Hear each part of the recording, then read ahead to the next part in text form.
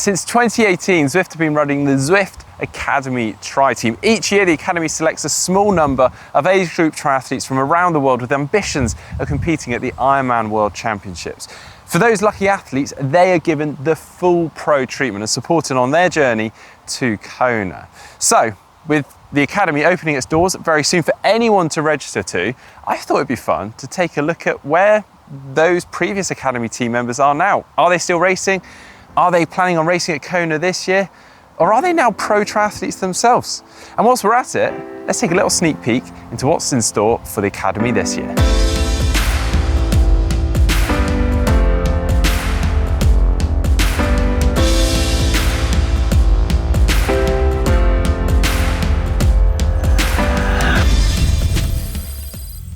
So each year, Zwift runs the Academy over the course of a couple of months. Anyone can register to take part, whether you have ambitions of qualifying or not. But by registering, you get access to a whole host of workouts that will stay in your account indefinitely.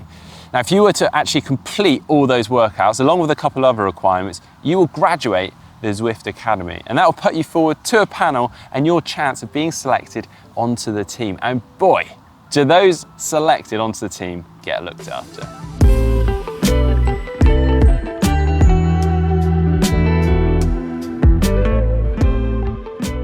So Ruth, how was it being supported by the Zwift Triathlon Academy, and what was that experience like for you?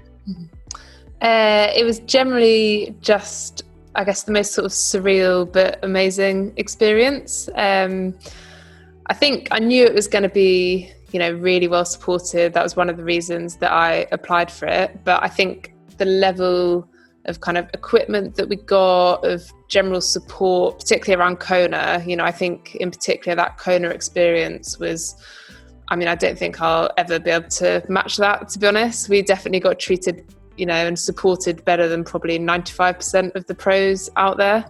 But yeah, I think the whole experience of it, like from the beginning of being taken out to the specialised headquarters in Mogan Hill, kind of seeing how the bikes are made, the detail that go into it, kind of getting all of the extra support around bike fitting and some of the kit that they gave us was obviously brilliant. And being able to kind of talk to athletes like Tim and Sarah and get their perspectives and all of their experience as well was really cool. And I really enjoyed, I think the other thing that I hadn't thought would be as big a part of it for me, but actually kind of was actually being part of a team throughout the year in the build up to Kona. Like every time someone was racing, the kind of WhatsApp group would go mad, like tracking them and giving them that extra support. So that was actually really nice. Like you always felt that there were other people kind of behind you, supporting you. And obviously any like stupid questions. I think when we first got the bikes, the kind of, how do I actually pack it up and get it in its bag and and adjust things. So yeah, I think that kind of broader support as well for me was really important and a really good benefit of it. Yeah, I can definitely vouch for this. I was actually lucky enough to go out to California in the first year of the Zwift Tri Academy with the team members and see that genuine excitement in their faces. It was a very cool experience. They got so much support. So much so, I'm now dying to find out where some of those previous team members are today. Did that support give them the foot up they needed to take things to the next level in their tri career? Or was that simply a lifelong goal achieved that they could now put to rest? Let's go and find out.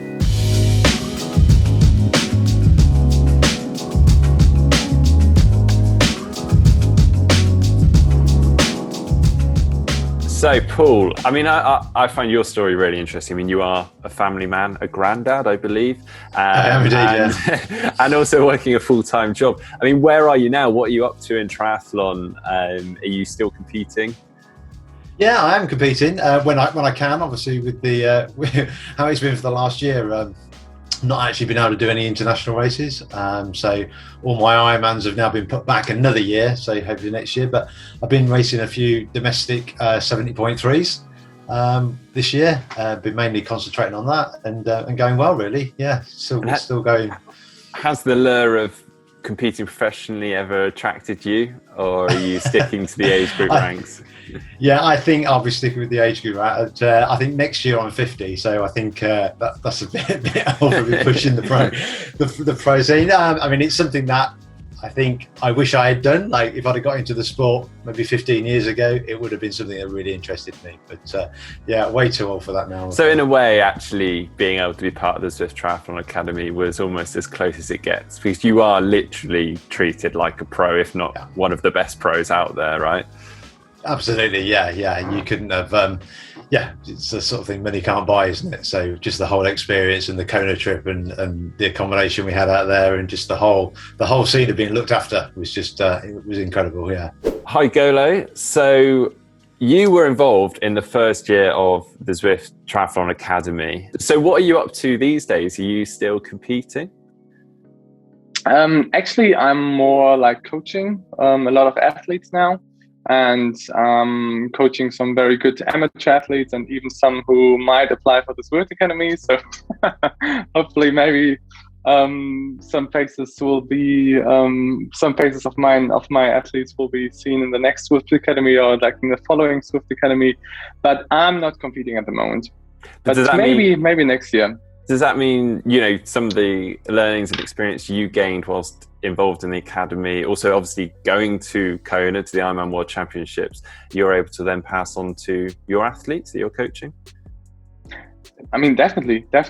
Like, especially the experience I gained from the academy leading to Kona, and having a great race in Kona, and having the experience to race well in the heat in Kona. This definitely made my coaching more, made some big improvements in my coaching, I would say. Definitely, yes. So Ruth, what are you up to these days? Trying to live the dream pro life. I went pro after the academy and after Kona. And I went out, I actually raced sort of 7 weeks after and did Western Australia as my first pro race. Didn't really go to plan. I made a few stupid mistakes around the bike, actually, putting the wrong tyre on my wheel. But generally then had plans of, racing Ironmans and 70.3s. And then COVID hit. So 2020 was definitely not the best first pro year. But obviously got a bit of racing towards the end of the year, which was good. Managed to get my Kona qualification as a pro for what was meant to be this year, but is now February. Generally just been trying to sort of muddle along in this new pro world, and I guess do the training to make the step ups. Because there's definitely the kind of step up between age group racing and then pro racing is pretty big, I think, particularly when, like me, the swim is your weakest. Mainly been swimming non-stop and trying to get faster. Well, on that, I mean, obviously you were knocking on the door of being professional anyway, but did the academy really help with that step up initially? I think the academy probably helped, give me the belief that I could do it. Definitely. I think, the amount of people we had to talk to that could give their advice on how to do it. I think particularly being able to pick Tim and Sarah's brains as well on kind of approaching sponsorship and some of those conversations was good. But I think definitely in terms of just that initial wanting to take the step up and having some of the conversations with people that have been there and done it and how to approach it was helpful. Awesome. And finally, obviously, we're about to launch the Zwift Triathlon Academy. Will you be getting involved in the academy this year? Maybe not to represent it, but just to get involved in some of the sessions? I probably will do some of the sessions, actually. I did quite a lot. I think, it must have been last year. Depends exactly when they fall and if it coincides with my off season or not. Because if it does, then I definitely won't be. Because they're quite hard sessions, some of them. They're really hard. I think that was probably. I actually did a lot of them, not the Tri Academy, because it was the wrong time of year. But when I broke my collarbone, I did a lot of the cycling academy workouts when I was getting back into it. So yeah, I think definitely if I'm not on a complete break, I will be 100% getting involved, because it's just that nice community around it and people to share your suffering. Brilliant. Well, thanks ever so much, and all the best for the rest of the season. Thank you.